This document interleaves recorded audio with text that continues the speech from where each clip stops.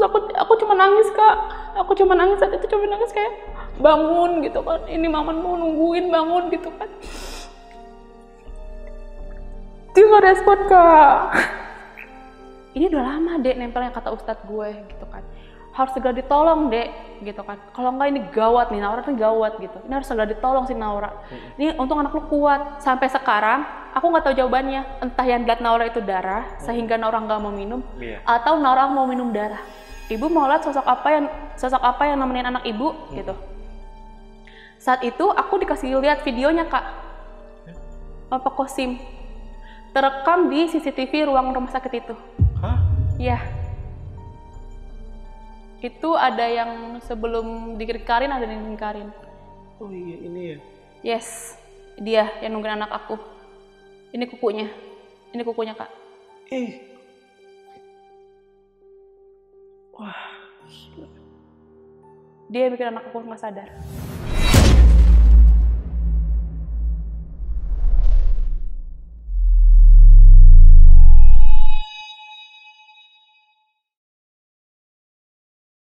Halo semuanya, kembali lagi di Lentar Malam bareng Ujamal. Hari ini kita akan mendengarkan kisah dari perjuangan seorang ibu yang menyelamatkan anaknya dari maut. Dan gue nggak mau banyak-banyak nge-spill ceritanya, jadi kita saksikan aja di Saksi Misteri by Lentar Malam.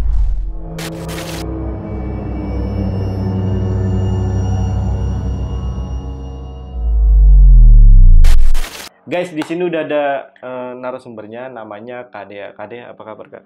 Alhamdulillah baik. Baik ya Kak ya? Alhamdulillah baik. Kak Dea, ini ada kejadian yang dialami sama anak Kak Dea ini ya. Dan sampai membuat anak dari Kak Dea ini gak sadarkan 3 hari. Yes. Ini apa yang terjadi nih Kak? Jadi kejadian itu adanya di bulan Maret. Sehabis aku pulang dari villa. Pulang dari villa, anak aku nggak sadarkan diri selama 3 hari. Jadi awalnya aku pikir anak aku itu sakit kecapean. Ternyata enggak. Dia sakit non medis. Dan aku tahu jawaban itu dari seorang satpam di rumah sakit. Kalau memang si Naura ini sakitnya secara non medis. Jawaban ini juga bukan aku dapat dari satpam doang. Sorry, Kak Dea sempat periksa keadaan kondisi anak Kak Dea? Iya, aku sempat cek lab sebanyak 2 kali di rumah sakit pertama, cek lab lagi kedua di rumah sakit yang kedua. Semua hasilnya bagus. Terus aku dapat jawaban lagi dari salah satu ustadz tetanggaku. Karena aku tahu anak ini sakit non medis, aku berusaha nih mencari alternatif lain selain diobatin di rumah sakit. Jadi aku dapat jawaban dari ustadz tersebut, dia bilang anak ini harus segera ditolong. Karena kalau nggak ditolong, dia nggak akan tertolong. Jawabannya kayak gitu. Oke. Dan untuk info aja, kalau Kak Dea udah sempat ngasih beberapa dokumentasi ke kita tentang kejadian dari anaknya ini. Namanya siapa Kak? Naura ya. Kejadian yang dialami sama Naura. Nanti kita tampilin di sela-sela Kak Dea ini cerita ya. Anaknya berapa tahun nih Kak? 5 tahun Kak. Pada saat itu 5 tahun? 5 tahun. Ini kejadian di bulan? Maret? Tahun 2024 ini. Pas bulan puasa itu ya Kak? Iya. Jadi aku baru mau cerita di sini karena menurut aku trauma aku sedikit demi sedikit udah mulai hilang. Rasa takut aku, cemas aku juga udah hilang, makanya aku mau berbagi cerita di sini. Oke. Terima kasih ya Kak ya. Oke, kalau gitu buat teman-teman yang penasaran juga, simak video sampai habis. Tapi sebelum itu seperti biasa nih, kalau kalian pengen jadi narasumber di Lentar Malam, kalian DM aja ke Instagramnya Lentar Malam, ada di @lentarmalam.id. Untuk linknya gue taruh di deskripsi, atau kalian hubungi ke nomor yang ada di bawah ini. Oke guys, kalau gitu buat teman-teman yang penasaran sama cerita lengkap dari Kak Dea mengenai anaknya yang bernama Naura, tonton video sampai habis dan tanpa basa-basi lagi, Saksi Misteri, kita mulai.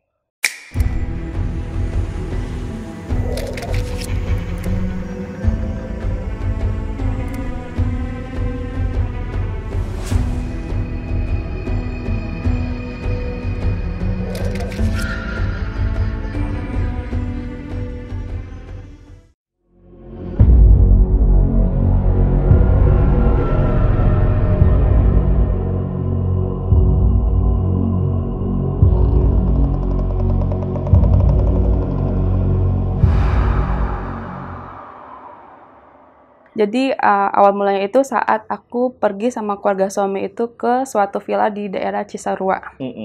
Jadi tuh emang keluarga suami itu dalam setahun sekali kita ada tuh yang namanya pergi ke villa atau berangkat ke hotel bareng-bareng untuk liburan gitu kan.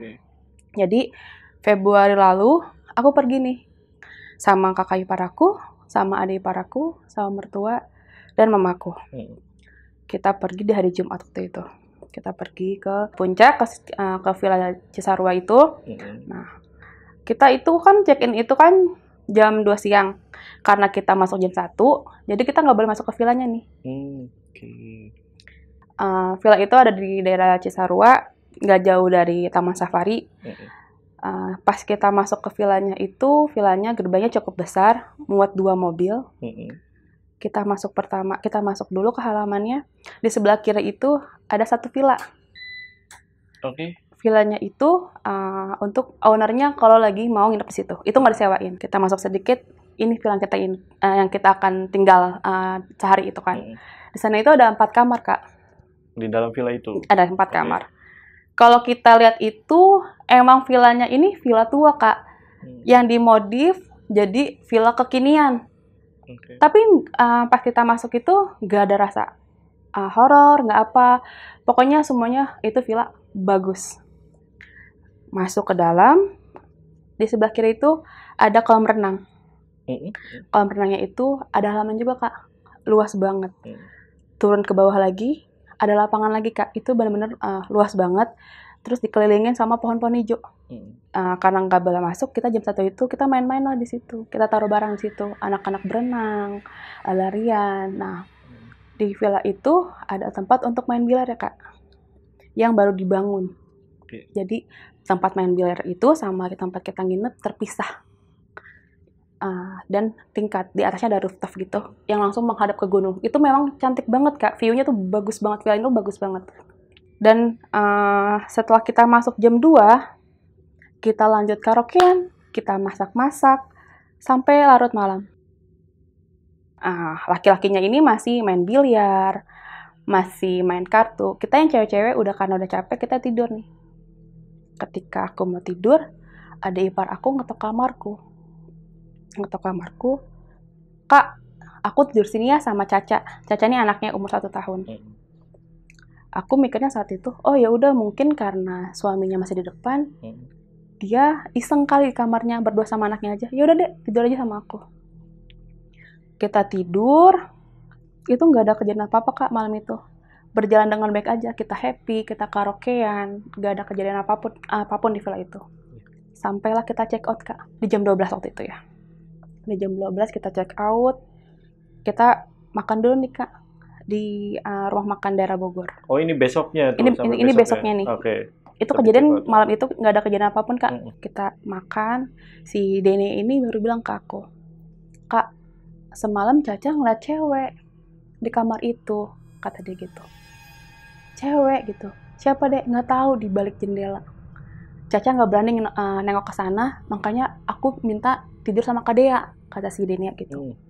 Masa sih, Dek? Iya, Kak, makanya gue nggak mau ke kamar itu lagi. Memang iya, sampai kita check out, dia bawa tasnya semua sama suaminya ke kamar aku. Dia nggak nginjak kamar itu lagi. Akhirnya kita setelah makan, kita pisah nih, Kak. Kita pisah nih, pulang ke rumah masing-masing. Kita sampai rumah itu jam 6 sore, mau maghrib. Sampai rumah, ada WA dari kakak ipar aku. Ngabarin, kalau anak-anaknya ini ternyata sakit. Dek, anak-anak sakit, doain ya biar cepat sembuh. Anaknya ada 3. Ada anak bayi juga umur 1 tahun, namanya Luna. Yang 2-nya ini udah SD. Oh iya, cepat sembuh gitu kan. Semoga kita bisa ketemu lagi. Iya, Ola, Oceana sama Caca sehat-sehat ya. Selesai anak-anak yang Mbak Asti, kakak iparku sakit, di hari Rabu, Denia WA. Gantian nih, Caca sakit, panasnya sampai 40. Kita masih mikirnya saat itu, oh anak-anak karena kelamaan berenang. Kecapean gitu kan. Kita nggak ada mikir ke arah mana-mana, karena saat itu kita emang happy semua, Kak.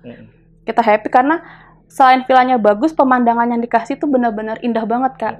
dikelilingin gunung, dan itu villa sampai rumputnya aja aku tahu itu dirawat karena panjangnya sama, terus pohon-pohonnya itu benar-benar yang pohon yang bulat-bulat gitu Kak, yang diguntingin, yang memang dirawat. Aku tahu itu villa bagus. Oke. Caca bilang, kita nggak main dulu ya, takut nular nih, belum tahu sakitnya apa gitu. Oke. 2 minggu kita nggak ketemu tuh Kak. Biasanya kita setiap seminggu sekali ketemu di rumah mertuaku untuk kumpul. Selesai anaknya Denia sakit, Naura sakit. Naura sakit di hari Sabtu. Panas sama sampai 40. Aku coba kasih tempra. Karena kan si Nauranya cocok cuma pakai tempra kan. Aku kasih minum, nggak turun Kak. Naura stay panasnya di 39, 40, 39, 40. Aku tungguin nih Sabtu, Minggu, Senin. Masih panas. Sampai akhirnya aku bawa ke rumah sakit. Aku langsung minta cek darah. Karena anak ini hanya panas, nggak ada batuk pilek, nggak ada BAB, nggak ada muntah. Jadi aku hanya ingin mastiin untuk dicek darah aja saat itu. Dicek darah, keluarlah hasilnya nih Kak. Semuanya bagus. Jadi nggak ada kemungkinan untuk si Naura ini dirawat. Karena nggak ada bakteri, nggak ada virus, oke semuanya. Pulang tanpa obat. Oke Kak. Karena si dokternya di UGD nanya, masih ada obat Bu? Aku jawab, ada. Masih ada tempra. Oh ya udah Bu, bawa pulang aja. Karena ini nggak ada terdeteksi virus atau bakteri. Pulanglah nih Kak aku. Itu hari Selasa. Oke. Rabu, Kamis, Naura masih sama sakit. Aku nggak puas. Mungkin salah nih cek darahnya. Cek darah lagi ke rumah sakit yang sama. Karena saat itu anaknya udah nggak mau makan, udah nggak mau minum. Dia hanya merem. Yang bikin aku takut, meremnya dia gini nih Kak. Dia hanya merem kayak gini. Terus aku coba kayak gini tangannya kan, jangan kayak gini gitu kan. Tapi Naura nggak mau, Naura tetap mau kayak gini tangannya. Kita bawa ke rumah sakit. Itu lagi Kak. Coba dicek lab ulang. Ini anak udah nggak mau makan, udah nggak mau minum. Terus akhirnya dicek lab ulang. Aku bilang tolong infus. Saya takut anak saya dehidrasi saat itu hari Kamis itu. Dia bilang, yaudah Bu kita coba cek dulu ya ulang ya gitu. Dicek lagi, sama hasilnya Kak. Bagus. Nggak ada bakteri, nggak ada virus, nggak ada batuk, nggak ada muntah, nggak ada BAB, itu bagus semua. Sampai akhirnya, yaudah saya minta dirawat aja gitu. Saya butuh penanganan. Ini anak udah nggak mau makan, udah nggak mau minum. Itu udah kering Kak bibirnya. Dia udah mulai nggak mau makan, udah nggak mau minum pun nggak mau saat itu kan. Udah. Tapi di sini kamarnya penuh. Kebetulan kan pakai PBJS kan. Dia bilang penuh. Terus saya bilang, ya udah, coba tolong cariin rumah sakit mana yang tersedia kamar. Nah, rumah sakit ini nyerahinnya ke aku. Aku yang suruh cari rumah sakit. Sedangkan aku mana tahu, Kak, rumah sakit yang kosong kamarnya di mana gitu kan. Iya. Sampai akhirnya aku telepon orang, temanku yang kerja di salah satu rumah sakit di daerah Jakarta Selatan. Ya udah deh bawa aja, nanti gue titip-titip sama temen. Mudah-mudahan cepet naik ke kamar. Gitu. Kita berangkat nih Kak, pindah rumah sakit ke rumah sakit ini di daerah Jakarta Selatan. Kita masuk langsung tanyakan kenapa. Aku bilang udah 5 hari, panasnya stay. Terus ditanya ada kejang kah, ada BAB kah, muntah, batuk pilek, gak ada. Hanya panas aja Bu. Iya, sudah cek lab, sudah 2 kali. Hasilnya saya bawa nih hasilnya dari rumah sakit sebelumnya. Hasilnya bagus Bu. Anaknya kenapa? Saya nggak tahu gitu. Saya cuma butuh anak saya diinfus, dirawat. Penanganan di rumah nggak tahu aku harus berbuat apa. Karena anaknya tuh yang cuma merem aja. Aku coba pancing kan. Ini Roblox Kak, permainan gitu. Dia nggak mau, dia nggak respon Kak. Sampai di rumah sakit, alhamdulillah rumah sakitnya ini bagus, langsung ditanganin. Cuman kalau kita boleh cek bulan Maret lalu, itu semua rumah sakit memang penuh Kak. Pneumonia lagi naik. Sama berak-berak ya kalau nggak salah. Bulan Maret kalau kita boleh cek itu emang lagi rumah sakit itu lagi banyak banget pasien dimanapun. Oke, kita masuk di UGD. Alhamdulillah langsung ditanganin, diinfus. Terus si Naura ini tetap udah diinfus tetap nggak mau melek. Dia merem. Dia hanya merem Kak. Aku tungguin nih Kak sejam 2 jam. Kok nih anak merem aja gitu. Aku goyang-goyangin kan, aku goyangin. Naura, minum, nggak respon. Naura nggak respon. Cuman karena bibirnya kering, aku coba pakai sedotan tuh Kak. Aku tetesin. Dia keluarin lidahnya masih mau respon. Cuman kalau aku kasih agak banyak, dia itu rapet, bener-bener nggak mau masuk minum gitu. Aku panik, aku panggil nih suamiku. Yang ini kenapa ya? Kok udah masuk infus nih anak nggak mau bangun? Aku bilang gitu. Tungguin aja tungguin gitu kata suamiku. Ya udahlah. Kamu pulang aja, kan aku ada bayi juga kan. Si Hosena kasihan gitu kan. Ya udah, aku saat itu masih pulang ke rumah Kak. Aku pulang ke rumah. Jadi yang di rumah sakit suamiku sama mamaku. Kan aku masuk rumah sakit itu jam 11:30. Itu sampai maghrib, mama masih bilang Naura nggak respon gitu. Itu Kak dia udah ngompol di situ Kak. Dia udah ngompol. Ya udah mah gantiin. Itu anak benar-benar merem aja Kak gitu kan. Ini kenapa? Dia cuman merem aja kan. Terus hari berlalu ya, aku masih coba untuk Laura nih kenapa gitu kan. Terus dia tetap Kak, dia nggak mau makan, dia nggak mau minum, dia cuma merem Kak. Dan tetap tangannya kayak gini. Iya. Diubah, dia tetap mau kayak gini.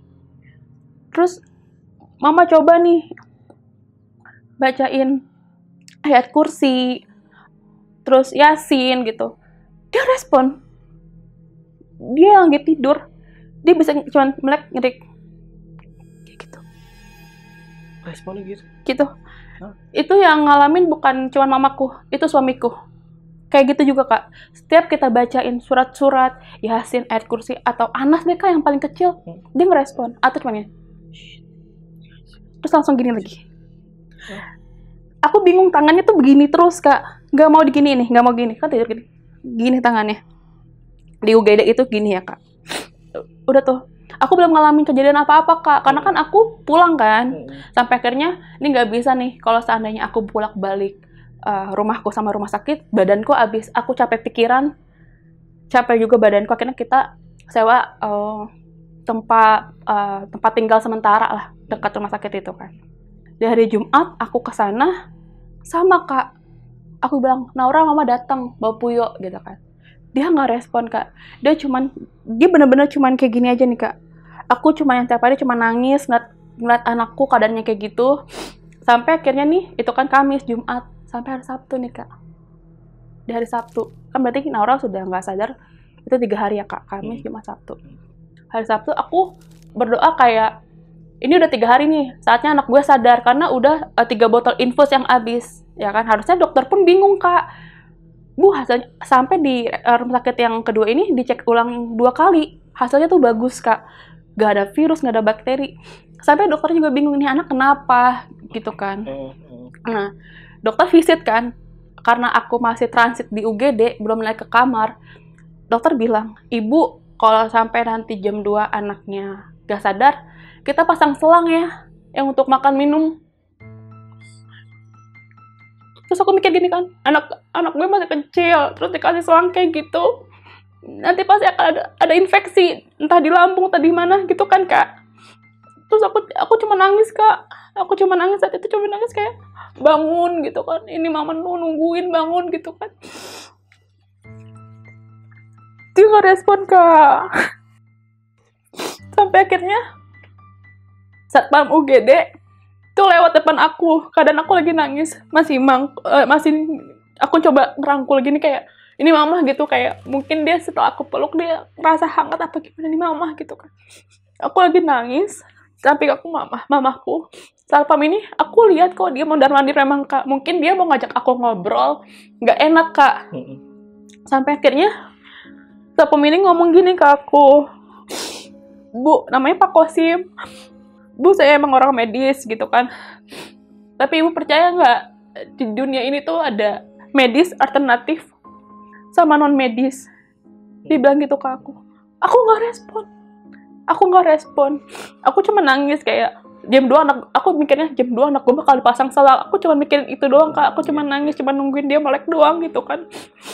Pak Kosim bilang gini ke aku, "Ibu, aku izin megang anaknya ya, Bu." Aku nggak respon, Kak. Aku juga nggak ngomong apapun, nggak jawab apapun ke Pak Kosim ini, nggak. Terus dia cuma ngomong gini ke aku, "Ibu dari mana sih?" Gitu.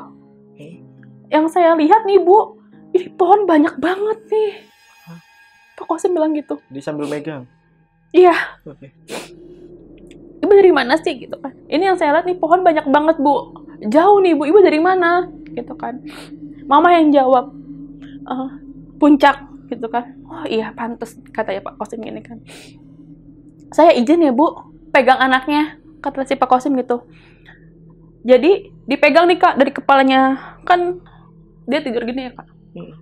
Dipegang dari kepalanya sambil dibaca-bacain gitu ya, Kak. Ini mau alam tapi ini kejadian nyata di depan mataku. Dipegang sampai di dada gini, Naura gini. Gitu. Gitu kan. Udah kayak gitu, lanjut nih, Kak, sampai kaki tuh kayak ngebuang sesuatu. Dibuang. Dia cari botol gitu kan. Ibu, dia ngomong sama mama aku karena mungkin ngomong sama aku nggak respon, akhirnya dia bilang ngobrol sama mama kan, "Bu, tolong botol gitu. Akhirnya mama cari botol, dimasukin sesuatu ke botol tuh. Ditutup. Tetap dipegang sama Pak Kosim. Si Naura keadaannya langsung duduk di samping aku. Dia bengong gini. "Aku di mana, Ma? Aku lapar." Dia cuma ngomong gitu, Kak. Pertama kali sadar dia cuma ngomong, "Aku di mana? Aku lapar." Itu dia ngomong itu. Aku langsung seneng kan. Iya, makan apa? Dia cuma minta honey star waktu itu. "Aku mau itu." Dia makan honey star. Dia makan tuh banyak banget, Kak. Makan tuh yang gitu. Kayak bener-bener lapar. Lapar banget, Kak. Lapar banget. Lagi makan. Itu Pak Kosim masih di kakinya Naura ya. Belum kemana-mana. Lagi makan. Dia tiba-tiba nggak sadar lagi, Kak. Gitu. Dia nggak sadar lagi, Kak. Itu dia nggak sadar lagi. Dia merem lagi, Kak. Dia merem lagi. Terus Pak Kosim bilang, "Ibu, saya usahain hari ini kita naik kamar ya, Bu." Itu kan hari Sabtu ya. Nanti di kamar saya bersihin total. Dia bilang gitu. "Ini yang ngikutin anak ibu banyak. Yang mauin anak ibu banyak." Pak Kosim masih penjelasannya seperti itu di hari Sabtu itu. Aku masih sedikit-sedikit kayak, mungkin iya nih anak gue sakitnya non medis. Cuma aku langsung mikir kayak, apa ada orang jahat sama saya gitu kan. Saya tuh masih banyak banget pikiran nih, ini kenapa? Maksudnya non medis tuh kenapa gitu kan. Sampai akhirnya tuh hari Sabtu, Kak. Bener, Kak. Habis maghrib aku dapat kamar. Aku naik di kelas 2. Kan kalau kelas 2 itu ada 4 pasien ya. Saat itu cuma 2 doang, Kak. Aku sama samping aku. Pak Kosim bilang kan nanti sampai kamar dibersihin lagi. Cuman hari itu Pak Kosim pulang, dia masuk pagi.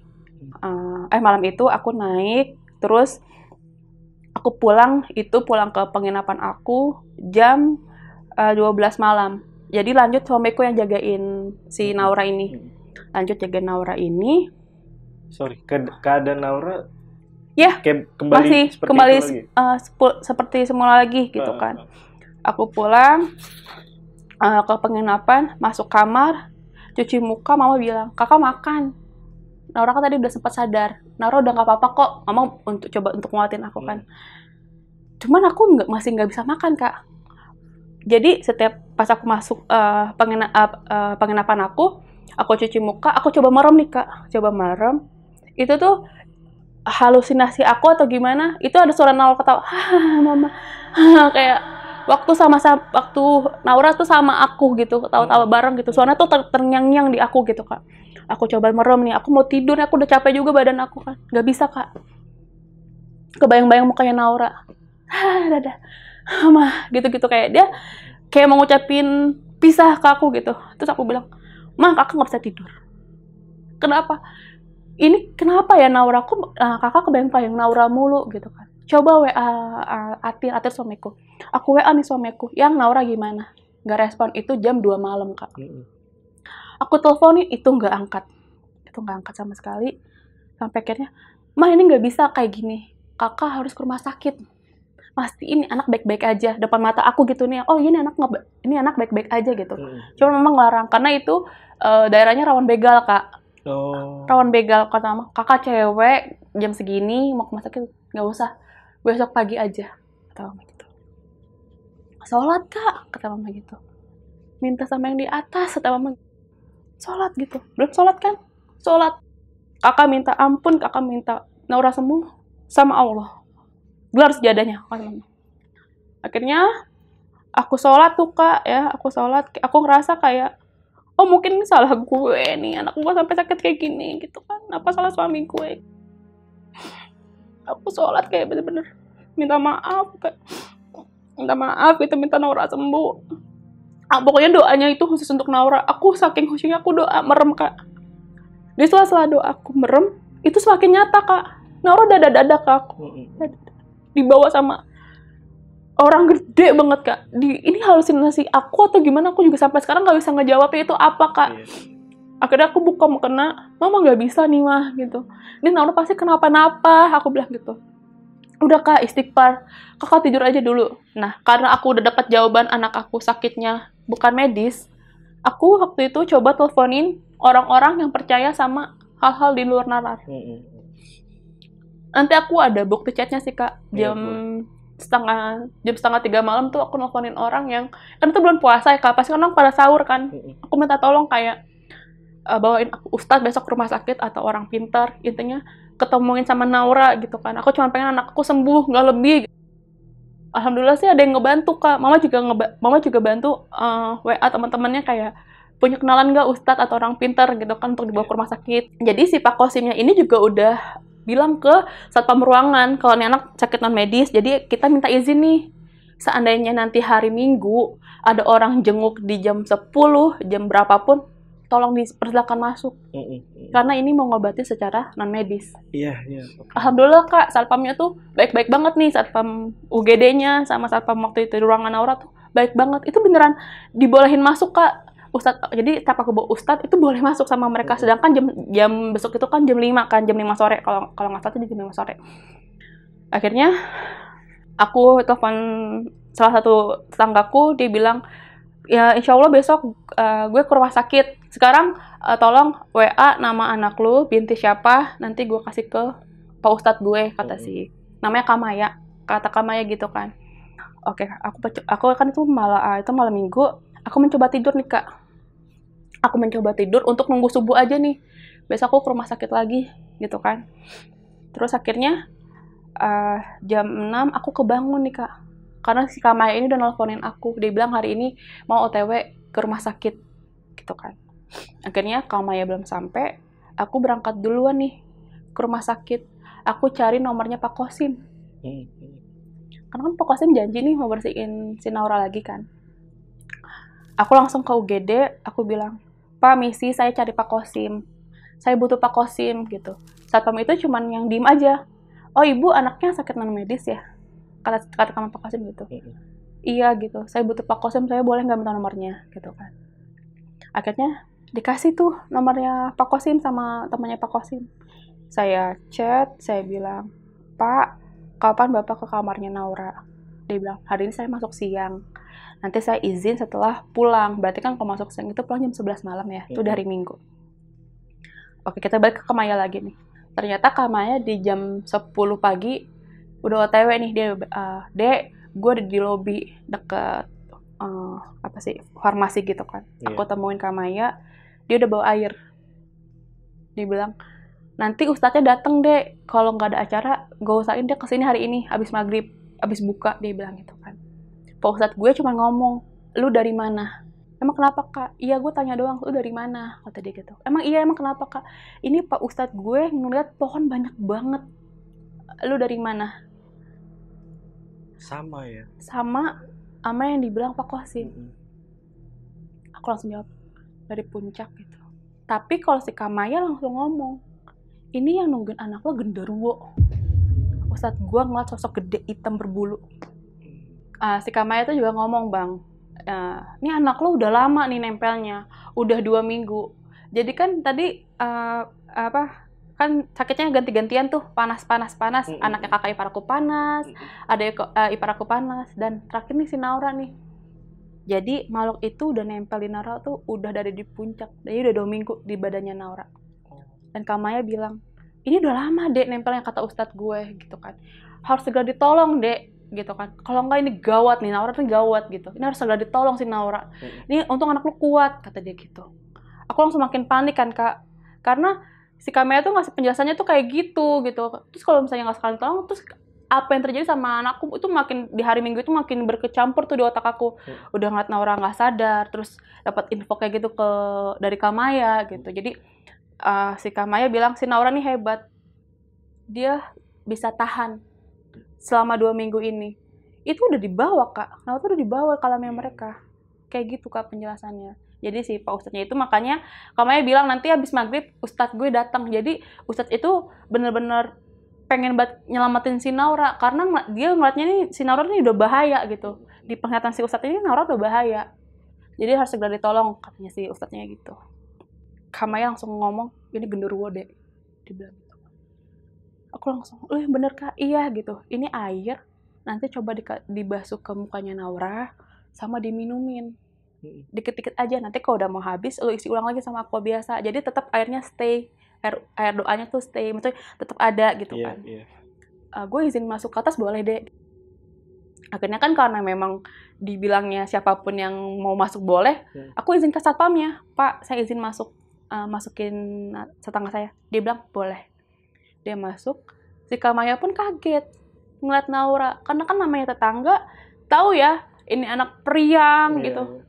Gak sadar Kak, kalaupun dia melek dia cuma ke satu sisi gitu Kak, cuman ini udah hitam banget Kak, ini udah hitam, ini udah kering bibirnya. Itu tuh semua fotonya tuh ada Kak.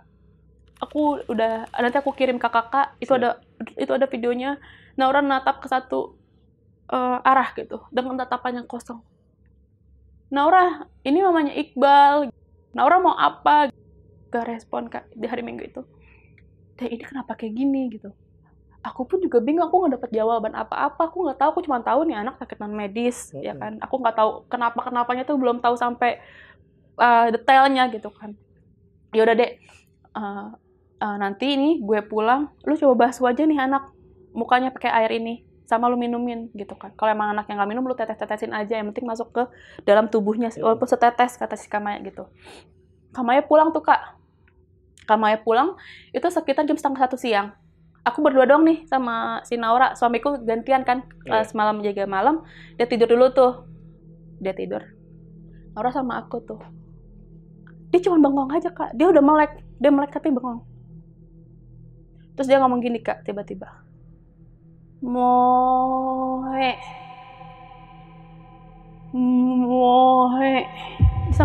Jadi setiap ngomong mohe, dia kesini tapi mohe. Jadi dia melihat sekitarnya, apa yang ada di situ saat itu Kak. Aku tuh nggak bisa mencerna, karena si Naura tuh pertama dibikin nggak sadar, kedua dibikin nggak mau makan dan minum, dan ketiga dibikin pelo. Pelo tuh dia dibikin nggak bisa ngomong Kak. Dia nggak bisa ngomong Kak. Dia nggak bisa ngomong. Aku mencoba mencerna kan, ini anak ngomong apa gitu ya. Ini pasti jawaban nih gitu kan. Pasti ini salah satu jawaban nih. Makhluk apa sih yang sebenarnya ada di badan anak gue gitu kan. Mohe. Dia cuma ngomong mohe gitu kan. Aku mencoba mencerna. Aku langsung bilang gini, monyet Naura. Naura cuma ngomong,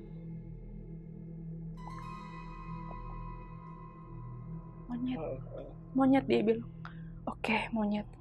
Aku dapat jawaban dari Kamaya, itu genderuwo. Genderuwo itu kan bulu semua ya. Berarti Naura menggambarkan itu mungkin monyet Kak. Betul. Udah tuh Kak, aku berdoa doang sama Naura. Sampai nih di jam 4 sore, keluarga besar suamiku datang. Kita cukup akrab satu sama lain gitu Kak. Itu mereka kaget Kak. Naura nggak ngenalin mereka. Kakak ipar aku bawain mainan. Adik ipar aku bawain makanan kesukaannya Naura. Ibu mertuaku juga bawain makanan kesukaannya Naura. Dipanggil kan, Naura ini Nini. Dia nggak respon. Terus si Naura ini dekat banget sama adik ipar aku namanya Deni ini. Dia dekat banget Kak. Ola kan dipanggil juga Ola kan, Ola atau Naura. Ola ini, kalau Ola tuh orang-orang terdekat aja manggil Ola. Ola nih antininya bawa roti gitu. Dia nggak respon. Ini siapa? Dia nggak respon Kak. Kita masih makin deg-degan kan. Kok ini anak udah nggak respon gitu kan. Ini anak kenapa? Untungnya Kak, karena udah tahu nih anak sakit non medis, jadi suaminya adik ipar aku nih coba megang jempol kakinya. Dibacain ayat kursi. Nah orang yang tadinya santai, kan dikelilingin nih Kak, dikelilingin yang orang jenguk nih Kak, lagi santai, tapi dia nggak ngedip Kak, cuma ngeliatin satu orang gini. Dia pegang jempolnya, langsung ke arah ke kakinya dia, dipelototin Kak. Suaminya adik ipar aku dipelototin. Maksudnya suruh lepasin kaki gue. Dia kan dibacain surat ayat kursi kan, dia dipelototin suruh lepas. Coba nih ada ipar aku yang cewek, si Denia ini, sama dia coba nih pegang. Nah orang yang lagi ngeliatnya tuh santai, tapi emang keadaannya tuh kosong Kak. Paham. Sama dia langsung kayak lepasin gue gitu, lepasin gitu kan. Udah tuh Kak, udah jam 6 pulang. Keluarga juga deg-degan kan ngeliat Naura yang gak respon, yang anaknya periang, kok nggak respon, kok nggak ngenalin orang, nih anak ada apa gitu kan. Kita cuma bisa nangis aja Kak saat itu, nunggu keajaiban aja gitu, nunggu jawaban juga kenapa nih anak gitu. Sampai akhirnya nih Kak, jam yang aku tunggu-tunggu tuh datang, jam 11 malam. Pak Kosim datang ke kamarku, ke ruangan kamar anakku. Pak Kosim datang, langsung nanya gini ke aku, ada kejadian apa di Naura? Gitu. Aku bilang, tadi dia bilang ngeliat monyet dia bilang, katanya gitu. Ibu mau lihat sosok apa yang nemenin anak ibu gitu. Saat itu aku dikasih lihat videonya Kak, Pak Kosim, terekam di CCTV ruang rumah sakit itu. Hah? Iya. Jadi pertama itu asap gitu Kak, asap hitam ngebentuk besar, itu ada di ujung kakinya Naura. Dia nggak ngapa-ngapain, dia cuma diri aja depan Naura. Lama-lama kebentuk gitu Kak, dari asap kebentuk gede hitam di ujung kakinya Naura. Ibu ini apa? Aku masih nggak tahu itu apa. Selesai video, dikasih tuh Kak fotonya, digeser ke Pak Kosim. Coba ibu zoom, iya, sosoknya kerekam CCTV rumah sakit. Persis di ujung kakinya Naura. Ada gak videonya? Aku dikasih sama Pak Kosim bukti fotonya. Videonya sama dia nggak dikasih, karena itu pun aku mintanya tuh kayak mohon-mohon, karena kata dia ini dokumentasinya rumah sakit, dia nggak mau rumah sakitnya disebut sama aku. Iya, paham. Oke. Jadi akhirnya alhamdulillah kemarin aku dapat nih, baru Jumat kemarin aku chat, Pak, saya boleh minta rekaman CCTV saat itu nggak? Dia bilang kan, emang waktu itu bulan apa ya Bu? Gitu kan, bulan Maret. Agak jauh Bu, berdoa ya semoga masih ada filenya. Ternyata aku dikirimin. Bentar deh, aku udah dikasih ya ke Kak Dewi ya? Udah dikasih rekamannya. Boleh deh lihat tuh. Itu ada yang sebelum dikirim Karin, ada yang nungguin Karin. Oh iya, ini ya? Yes, dia yang nungguin anak aku. Ini kukunya Kak.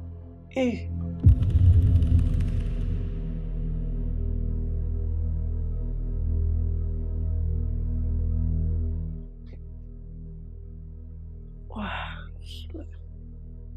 Dia bikin anak aku nggak sadar. Dan Si dia Naura di sini? Ya, ini kakinya Naura. Ini Naura tidur di sini. Kepalanya Naura sebelah sini, berarti ini kakinya Naura. Ini dia nungguin cuma di sini doang. Dan ini tahu Kak, segede ini apa? Ini anaknya. Ini anaknya? Yang nempelin Naura itu sekeluarga. Sekeluarganya Wowo, bukan 1-2. Itu anaknya yang nungguin Naura. Dia mau Naura. Oke. Boleh, bentar ya.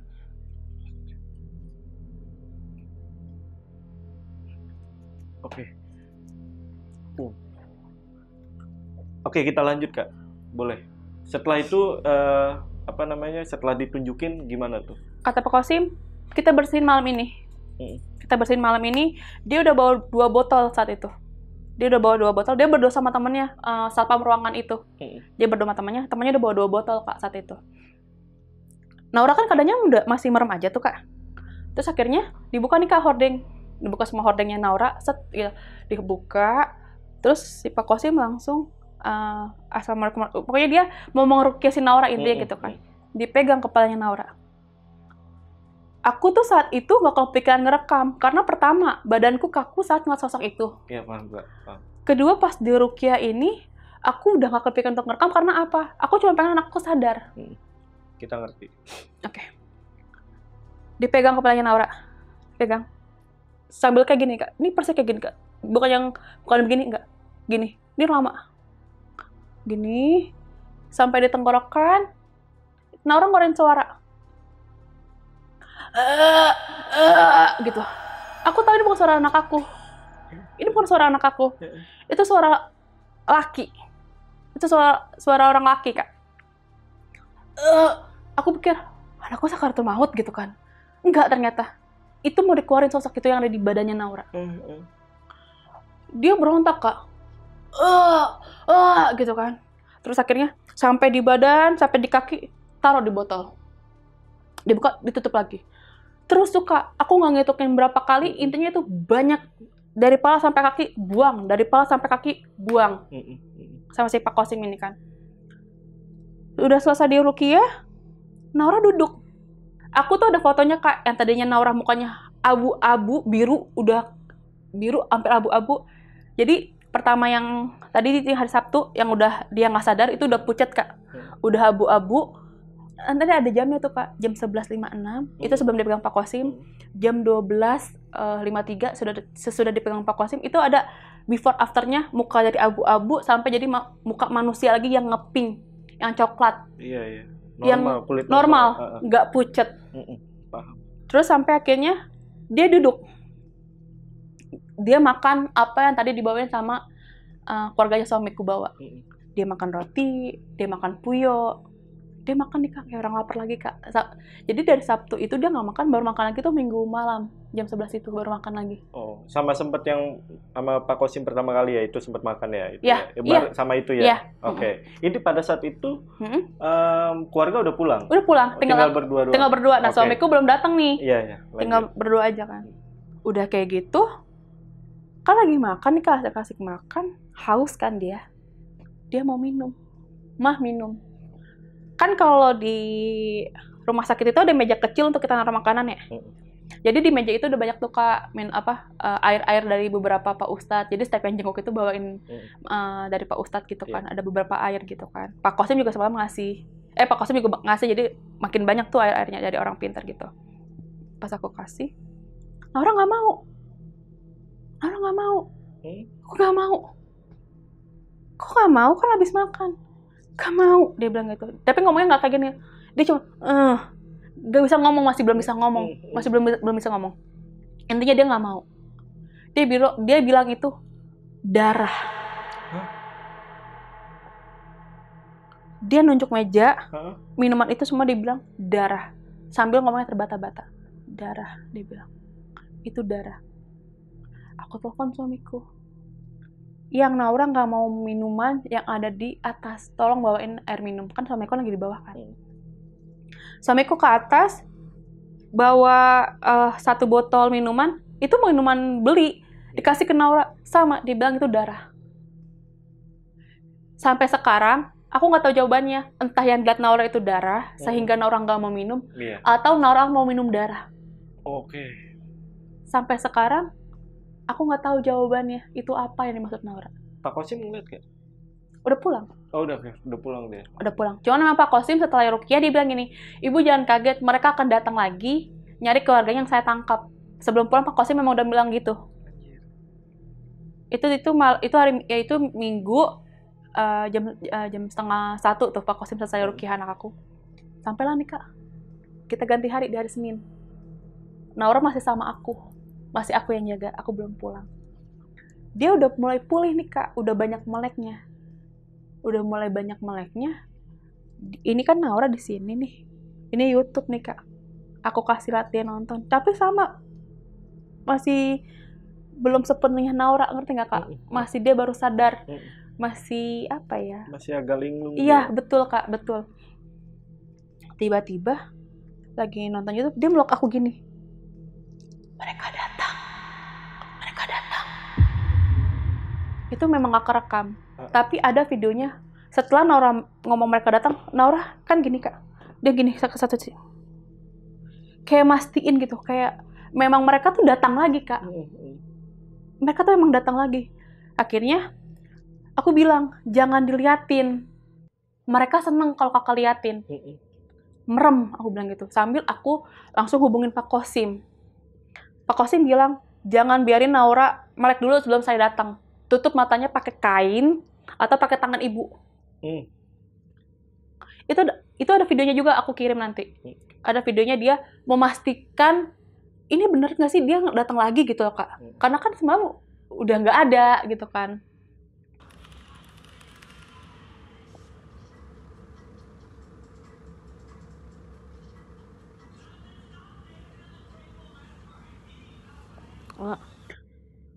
Kok masih ada mungkin gitu kan. Akhirnya si Pak Kosim datang lagi nih dari Senin itu. Sebelum aku hari Senin itu kebetulan aku langsung pulang. Udah pulang aku suruh pulang itu jam 6 sore. Karena si Naura kan dia tuh cuma diinfus doang Kak, nggak ada obat yang diminumin. Ya kan? Jadi aku hari Senin itu udah pulang itu jam 6 sore. Jadi sebelum pulang Pak Kosim sampetin ke kamar lagi. Dia bilang, "Gak usah kaget, bukan saya bilang semalam. Temannya akan nyari keluarganya yang saya tangkap." Pak Kosim datang, aku pikir udah selesai nih, udah bersih nih anak aku di hari Senin ini. Pak Kosim bilang, nanti kita lanjut ya Bu, di rumah. Siapa tahu di rumah masih ada yang nyangkut sosoknya. Pak Kosim bilang gitu. Aku bilang iya.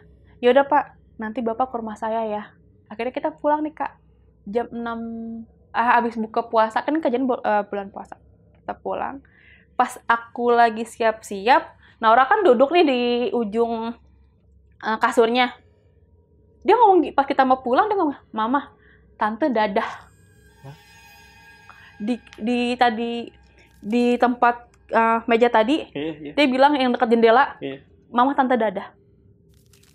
Berarti ini anak masih kebuka nih apa gimana? "Mama, Tante dadah." "Naura nggak usah dadah lagi."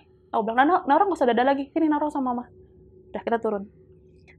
Kita pulang dengan keadaan alhamdulillah anak gue sembuh, walaupun ngomongnya masih belum lancar Kak. Anak 5 tahun kan udah lancar Kak. Dia tuh udah periang banget anaknya. Oke, tadinya intinya lancar, tapi setelah lancar dia tuh suka ikut fashion show gitu-gitu. Anaknya aktif banget. Terus kita pulang sampai rumah, kita buka pintu, terus baju-baju yang dari rumah sakit aku memang nggak masukin ke mesin cuci, aku berantakin di bawah mesin cuci karena belum aku masukin gitu loh Kak, masih berantakan.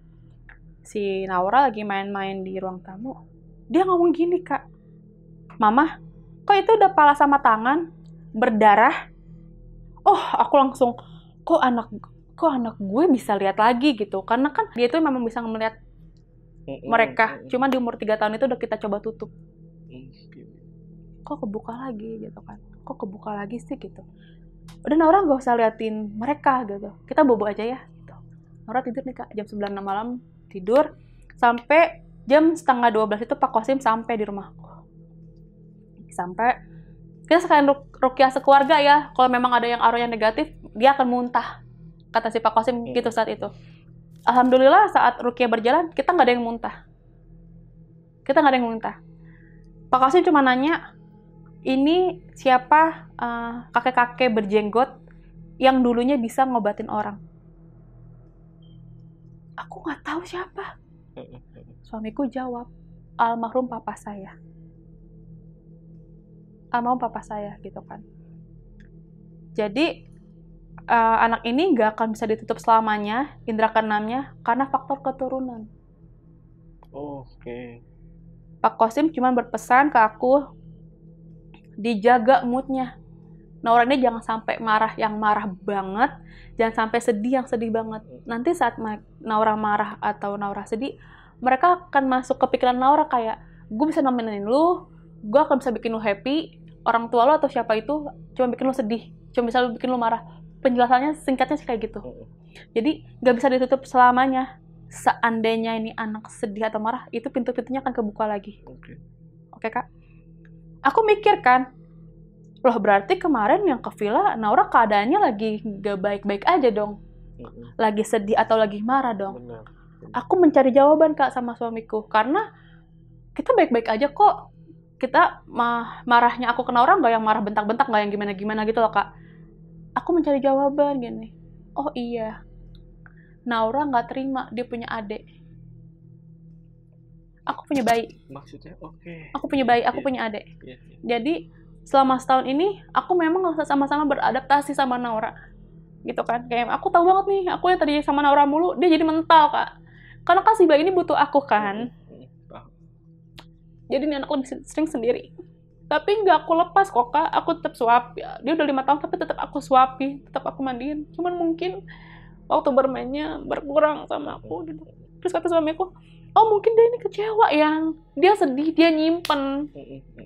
Jadi kita nggak tahu keadaannya lagi sedih itu, kita bawa lah ke villa. Ternyata ada pintu-pintu yang udah kebuka lagi.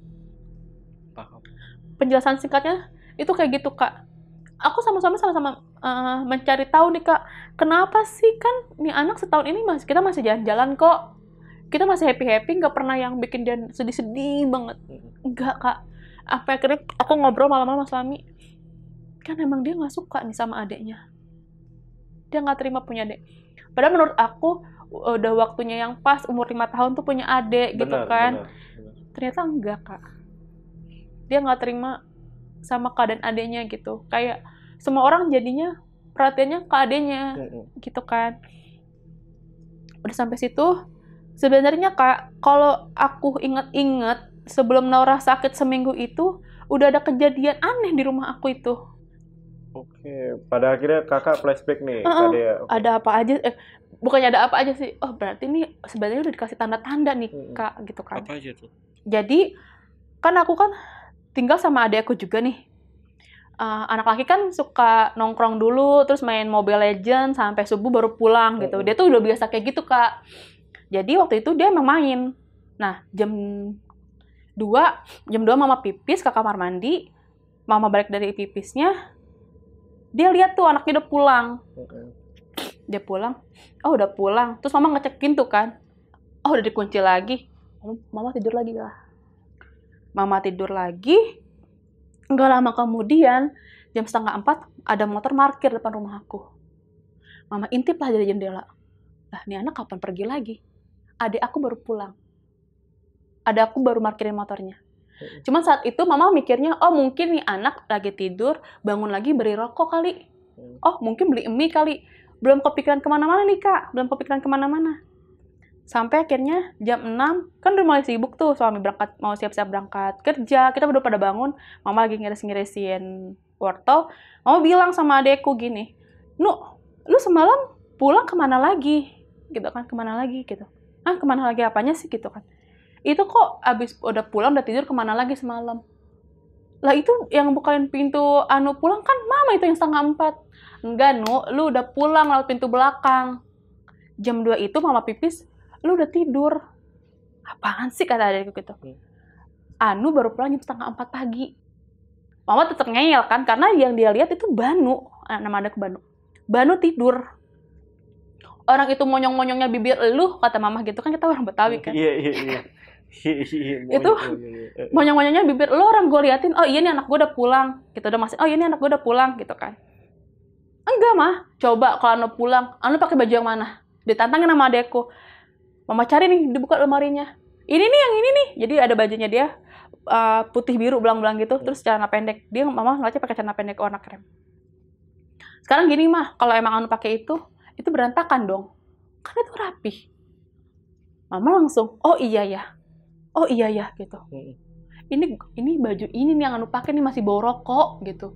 Anu tidur pakai ini nih, belum ganti. Terus yang semalam gue lihat siapa? Berarti Kak, kalau kita tarik ulang lagi, makhluk ini udah menyerupai. Iya, bisa jadi ya. Itu kemungkinannya ya. Iya. Lu yang bener lah gitu kan. Bener mah. Akhirnya sampai sekarang kita trauma nih Kak. Kasur nggak akan digeletakin lagi. Kalau Banu belum pulang, kita diriin. Oh iya, oke. Kita nggak mau kejadian kayak gitu lagi.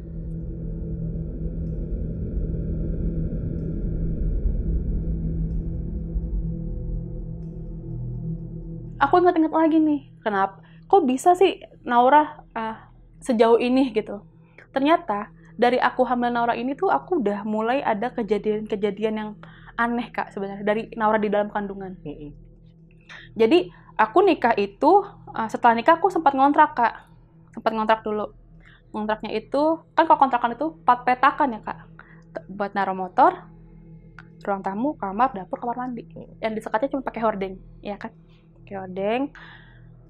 Awal mula aku masuk kontrakan ini nggak ada kejadian horor apapun, normal semuanya.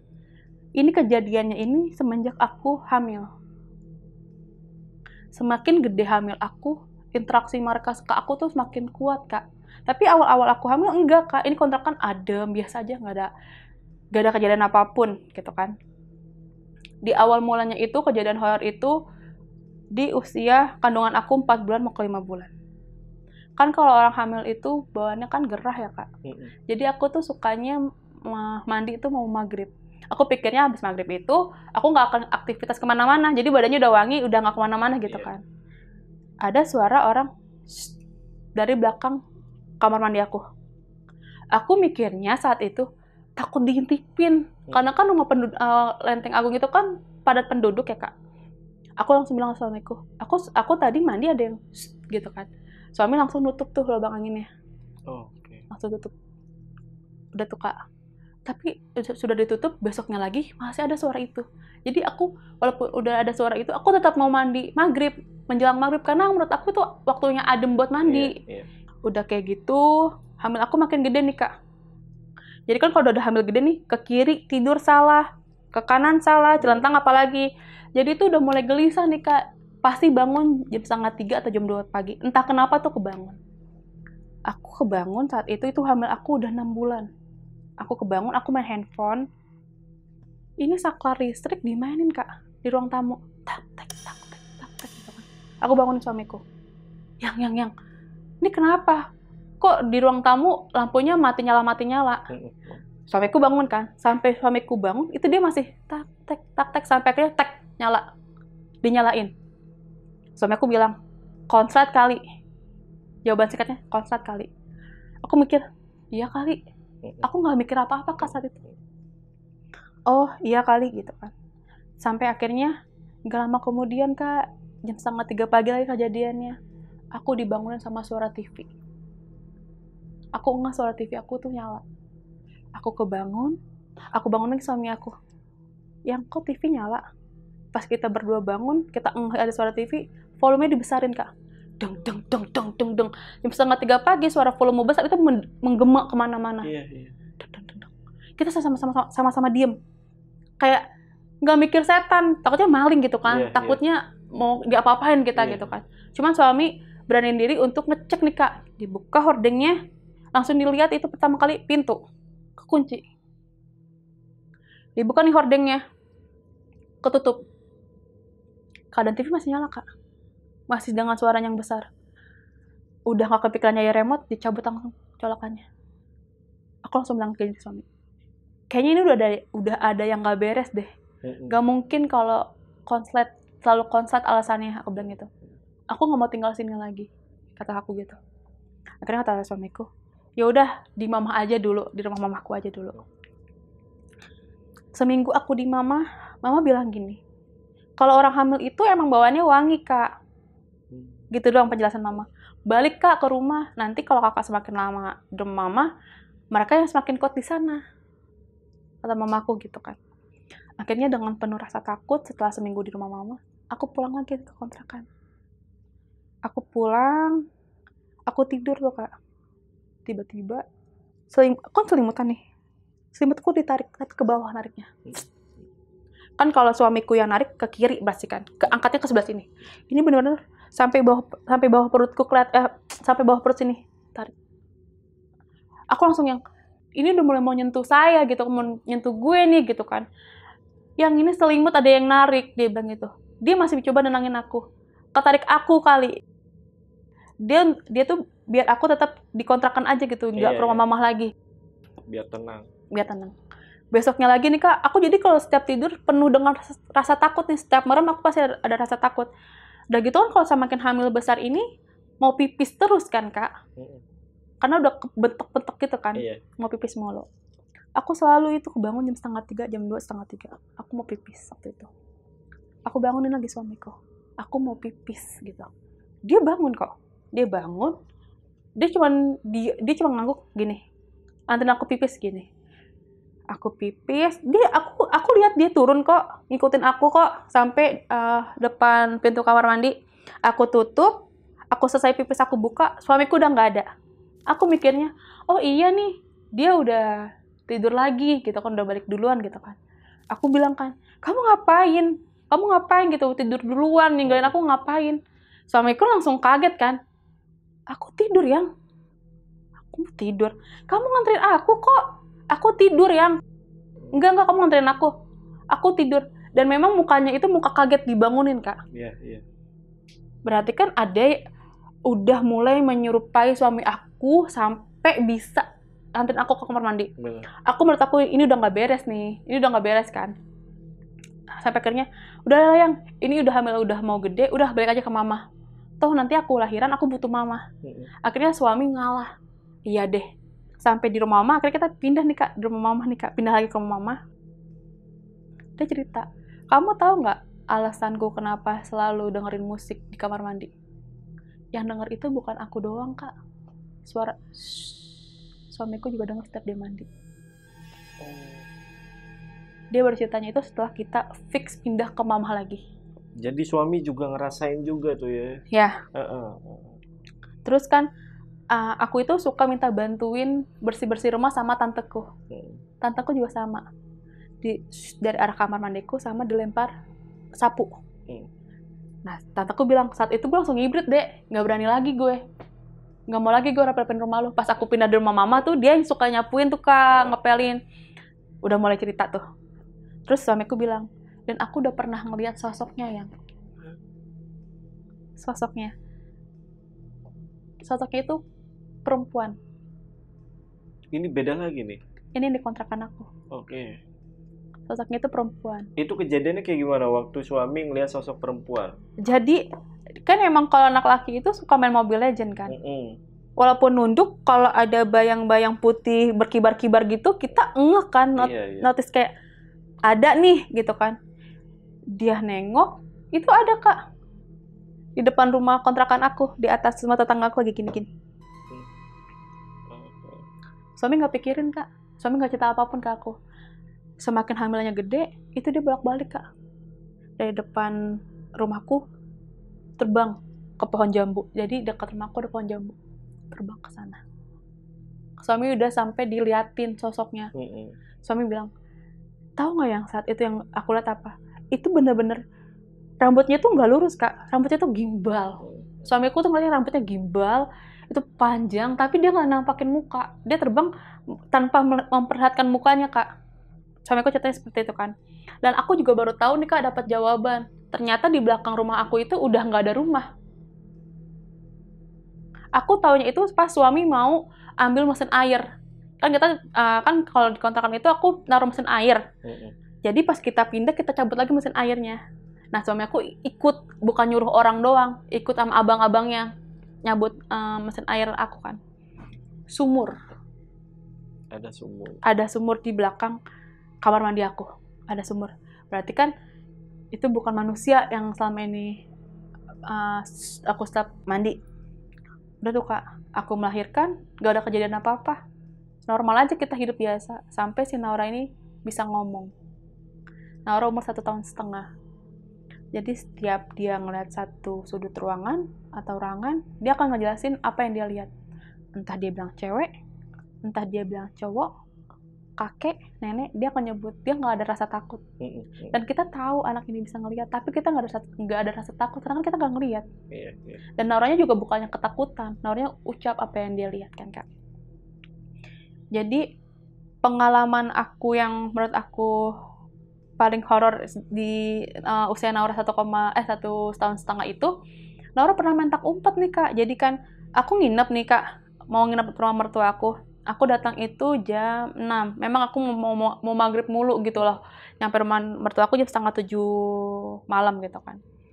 Nah, si mertua aku sama adik iparku bilang gini kan, Kak, kunci gue taruh tempat biasa, masuk aja, gue beliin pizza dulu buat Naura, kata si Denia itu gitu kan, adik ipar aku. Kita buka, kita masuk, Naura langsung masuk tuh ke kamarnya si Denia. Kita duduk di ruang tamu berdua sama suamiku. Si Naura nih happy banget Kak di kamar, kayak lagi main sama seseorang.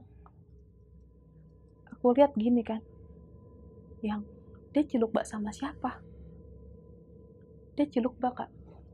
Jadi hordeng dibuka, bak. Mbak, ini udah nggak beres nih ini dia ngelihat nih, ini diajak main gitu.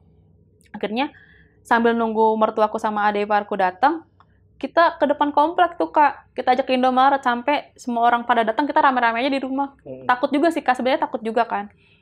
Udah tuh Kak, udah datang, kita balik lagi sampai Naura mau tidur. Ini Naura, ini aku. Sini ada pintu. Di belakang pintu ada mukena lagi ngegantung. Jadi memang bukan mukena aja, ada beberapa baju yang digantung di belakang pintu ini. Kan Naura full asik kan. Aku berarti begini, Naura kesini. Naura madep ke pintu, aku begini ke Naura. Dia bilang gini, Antinia, nunjuk. Antinia gitu. Aku udah tahu nih, pasti nih anak lihat lagi kan. Tapi yang dia lihat itu sosoknya merupai tantenya nih. Tante Nia. Kan Antinia bobo di bawah. Ola, aku bilang gitu. Nah, Antinia ua. Antinia 2. Antinia ada 2. Aku nggak berani nengok Kak. Aku gini. Naura sambil bangun. Aku membelakangi ini nih. Yeah. Aku nggak mau ngeliat. Aku takutnya ditampakin juga Kak. Naura, lihat deh. Itu Antinia di bawah. Naura duduk memastikan. Dia gini ke pintu. Tiba-tiba dia nangis. Ewe iem. Cewek serem dia bilang. Iya. Cewek serem. Aku ambil handphone. Aku telepon Deni. Aku panggil Denia. Dia nggak bangun. Itu aku nggak bisa takut Kak. Takut juga ditampakin kan, orang dibilang cewek serem, seserem apa Kak gitu kan, takut juga kan. Aku teleponin suami. Jadi kan suami kalau misalnya kita nginep di rumah mertuanya, kesempatan dia main sama teman-temannya, ya kan, nggak diangkat Kak. Udah akhirnya kita tidur dengan rasa penuh takut tuh Kak. Aku cerita nih besok paginya, Dek, si Naura bilang ngeliat lu ada 2 semalam. Tahu nggak Kak jawaban adanya suamiku apa? Oh itu Kak yang di atas, mau kenalan kali. Terus suamiku bilang, iya ini aku ceritain dulu, sering sindenin aku kalau aku begadang. Mereka terbiasa dengan hal-hal horor kayak gitu ternyata Kak. Kadenya baru tahu tuh. Iya. Aku sempet tadi pas ewe iem tuh kayak. Oh. Maaf ya. Cewek serem maksudnya. Iya, cewek serem. Di mana ketawa juga lagi produser tuh. Cewek serem kata dia gitu kan. Udah tuh Kak. Tahu sebentar Kak, okay. Aku harus ngilangin pikiran negatif aku dulu. Ewe iem. Emang dia tetap ngomong ewe lagi. Iya, ewe iem. Kak, tapi setiap dia ngeliat perempuan itu dia ngomong ewe. Dia bilangnya ewe kan? Kan belum bisa ngomong ewe, owo, iem gitu. Emang belum bisa ngomong waktu itu. Udah kepancing nih dia ketawa tuh si Dewi. Aduh. Langsung connect lagi dia ya? Iya dia emang pikirannya kotor. Kak Dea, ini kita lanjut ke keadaan Nora atau kondisi Nora setelah di rumah nih. Yang tadi kan Kak Dea ini udah cerita sedikit lah. Nah, abis itu ada apa lagi tuh? Setelah di Ruqyah itu, Naura masih pemulihan sih Kak. Pemulihan itu dimana dia masih suka banyak bengong. Jadi mungkin ini dia kayak masih memastikan mereka tuh datang lagi nggak sih? Kayak gitu.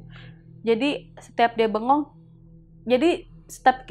tuh kita langsung Kak gitu, kayak dipanggil gitu. Kak gitu. Jangan sampai dia bengong gitu kan. Kita panggil, kita pancing terus. Tapi itu Naura itu lama sih Kak pemulihannya. Terus dia bisa ngomongnya itu sebenarnya lama Kak. Normal ngomongnya lagi itu butuh waktu beberapa minggu untuk dia ngomong lancar kayak biasanya. Setelah di rumah tapi ya? Setelah di rumah. Jadi dia masih banyak bengongnya, dia masih mastiin makhluk itu datang lagi ke apa enggak ke dirinya, masih kayak gitu sih Kak. Cuma sejauh ini, jadi pas di Rukia itu Naura sempat dikasih gelang sama Pak Kosim. Sampai sekarang dipakai? Karena udah menggemuk, udah nggak muat, dia bilang mama ini sakit, akhirnya kita gunting. Tapi pulih kan ya Naura ya? Maksudnya secara Alhamdulillah Kak. Ya maksudnya pulih lah ya, nggak terlalu parah kayak kemarin gitu ya? Enggak, udah pulih lah, udah pulih. Cuman emang kata Pak Kosim kan emang ini gelang walaupun dicopot simpan aja.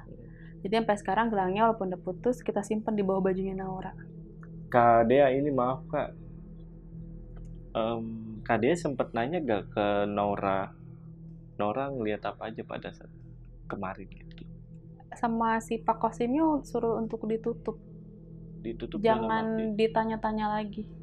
Jangan membuat Naura kebangkit lagi kayak gue kemarin diajak gitu. Jadi Naura itu sampai sekarang nggak boleh tahu. Waktu aku cerita-cerita kayak gitu Naura nggak boleh tahu Kak. Cerita ini tuh Naura udah nggak boleh tahu Kak. Kita tutup rapat-rapat ini masalah ini depan si Naura. Kayak gitu Kak. Ya biar nggak keinget lagi lah ya. Iya. Tapi memang penjelasannya si Pak Kosim ini, si Naura ini selama 3 hari dibawa sama mereka. Udah dibawa? Dibawa sama mereka. Itu 3 hari pas di mana nih Kak? Di rumah sakit itu, Kamis, Jumat, Sabtu. Sebelum aku ketemu Pak Kosim. Iya, yang di awal itu ya? Itu udah dibawa. Di alamnya mereka. Jadi, cuman raganya Naura aja nih yang sama aku peluk tuh. Raganya Naura. Tapi setiap ada yang sholat nih, entah aku, entah nenek, entah papahnya sholat, kita doa untuk Naura tuh ketarik lagi kepanggil. Cuman untuk masuk ke raganya itu susah Kak. Karena mereka udah nguasain si Naura. Dia mau si Naura Kak. Ini makhluk si jelek ini tuh mau si Naura. Penjelasannya tuh kayak gitu Kak. Tadi Kak Dea sempat bilang kalau ada satu momen yang lupa pada saat dikasih air. Itu gimana ceritanya itu Kak? Jadi kan si Kamaya itu datang di hari Minggu kan. Hari Minggu ya. Posisinya Naura masih belum sadar saat itu. Terus Kamaya kan bilang nanti dibasuh deh, diminumin ke Naura.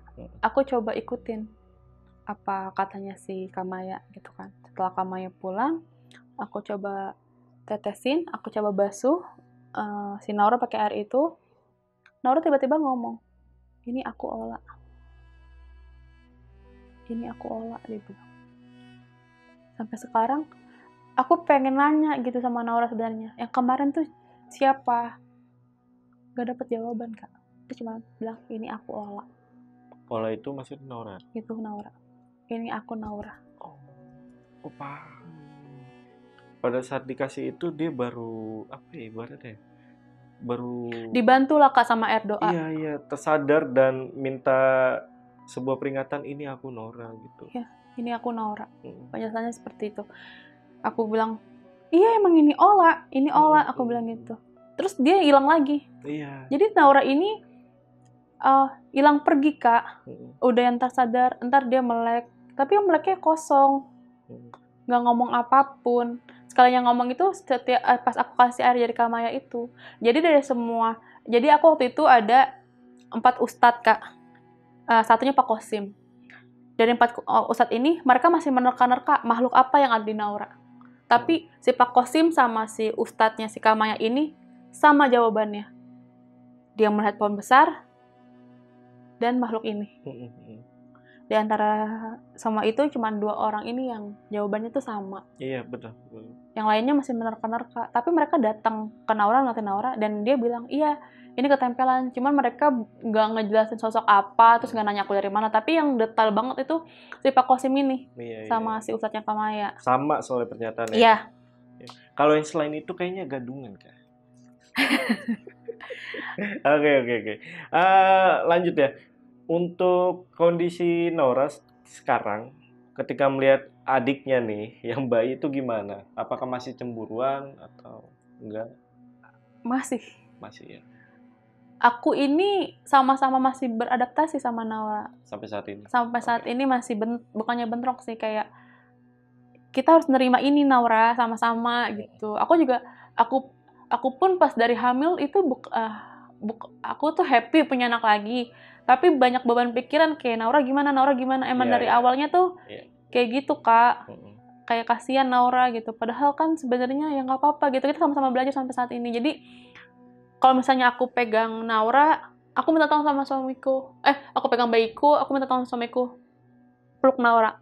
Atau misalnya neneknya lagi megang, kan dia deket banget sama neneknya nih, neneknya kan suka ngajak main adenya, dia suka masih ngeliatin kayak gitu Kak, masih beberapa kali ke gap kayak gitu. Cemburu ya. Cemburu Kak. Cemburu bener-bener. Ya itu memang sebenarnya nggak bisa sembarangan kita. Iya Kak. Kita udah mencoba untuk berlaku adil gitu ya. Iya. Iya, berlaku adil kok. Sampai sekarang kalau adanya beli apa, dia beli apa. Cuman aku nggak pengen gitu ngegores hatinya, takutnya betul. Dia diam-diam kecewa lagi, terus ada pintu-pintu yang kebuka lagi gitu Kak. Ini jadi pelajaran banget guys. Untuk gue juga, apakah udah siap nih untuk mungkin punya anak lagi yang kedua kali gitu ya. Sebenarnya anak seusia berapapun dia nggak akan siap punya adik. Oh gitu ya. Dia akan mau didoain. Tapi mungkin ini pemikiran aku aja kali yang lebay gitu kan. Kayaknya kalau orang-orang lain punya anak 2 yang ada anaknya setahun punya anak lagi itu biasa aja. Cuman nggak untuk aku. Karena aku jadi sengaja resign dari kerjaan. Aku pengen sama anak aku aja nih. Aku tumbuh sama anak aku, walaupun emang kadang kan aku masih suka ngomel ya, kan namanya kan ibu rumah tangga ya Kak. Wajar. Tapi aku pengen, aku nggak kerja, aku milih untuk ngurusin anak aku. Aku pengen sama-sama sama anak aku gitu. Ternyata aku punya, si Naura nih harus punya adik gitu. Di umur kapanpun anak-anak pasti nggak akan siap sih punya adik, karena dia akan ngerasa diduakan. Gitu. Suami juga ngerasa itu ya? Ya ngerasain ya. Maksudnya tuh ya Naura cemburu segala macam ya. Iya. Suami cemburu. Kadang-kadang gitu juga kalau papanya pulang harus cium dia dulu baru ke adiknya. Jangan ke adiknya dulu. Iya. Kayak gitu Kak.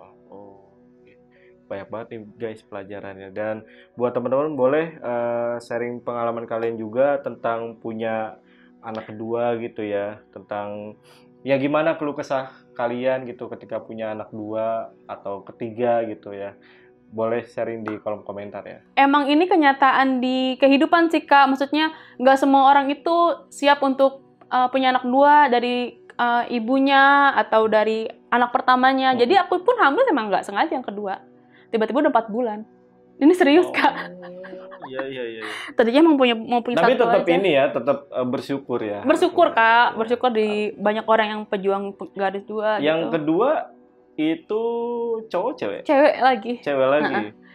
Cewek lagi Kak, cewek lagi dia. Gitu. Masih berapa bulan tadi? Setahun 5 bulan. Yang kecil ya? Iya, yang si Naura 5 tahun. Wah, oke. Tapi terima kasih juga ya untuk Pak Kosim tadi ya? Iya, Pak Kosim. Itu nama asli ya? Nama asli. Nama asli ya? Yang kerja di sebuah rumah sakit lah. Di Jakarta Selatan tadi. Iya, Jakarta Selatan. Terima kasih nih Pak Kosim. Makasih. Bener. Dan buat teman-teman kita doain semoga Naura itu benar-benar bisa pulih lagi. Amin. Ya, benar-benar pulih, nggak ada trauma apapun. Nggak ada. Ya. Udah sih itu aja mungkin pesan dari Kak Dea ke teman-teman. Boleh mengenai cerita tadi Kak Dea. Pertama-tama aku tuh mau ngucapin makasih banget sama Pak Kosim, karena kalau nggak ada Pak Kosim, Dea nggak tahu nih Pak Naura sekarang ada di mana gitu. Makasih Bapak tuh udah Dea dari awal deh masuk UGD, Bapak udah tahu sebenarnya Naura sakit non medis, cuman Bapak mungkin gak enak ngomong ke Dea langsung. Jadi si Pak Kosim udah coba ngecek dulu hasil labnya dulu sebenarnya Bang. Setelah dia oke, oh ini anak ternyata hasil labnya oke, baru dia berani ngomong sama Dea. Sekali lagi Dea makasih sama Pak Kosim gitu kan. Dea mau menjalin silaturahmi selamanya sama Pak Kosim. Makasih banyak Pak Kosim. Terus buat teman-teman, tempat bagus itu nggak selamanya aman buat anak-anak. Mereka tetap ada di mana-mana. Oke. Paling itu aja ya pesan dari Kak Dea. Kak Dea, terima kasih udah berbagi ceritanya. Ini luar biasa banget, banyak pelajaran yang bisa kita ambil. Sama-sama. Terutama untuk gue juga yang mungkin ada rencana untuk punya anak lagi ya. Ini banyak banget pelajarannya. Terima kasih Kak Dea. Sama-sama. Yaudah, untuk video kali ini gue rasa cukup. Buat teman-teman yang pengen tanya lebih lengkap, boleh ditulis di kolom komentar. Mungkin nanti Kak Dea bakal Yes. apa balesin ya. Gua pamit, gua Jamal dari Lentera Malam dan Kak Dea. Bye.